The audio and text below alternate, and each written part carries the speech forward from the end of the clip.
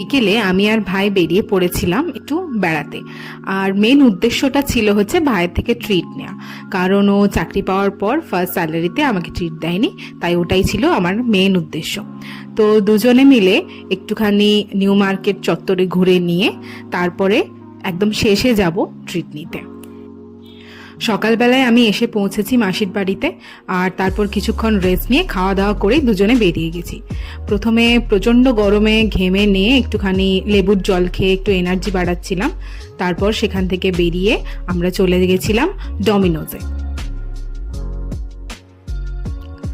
ডমিনোজে 2টো pizza আর cold drinks order করেছিলাম।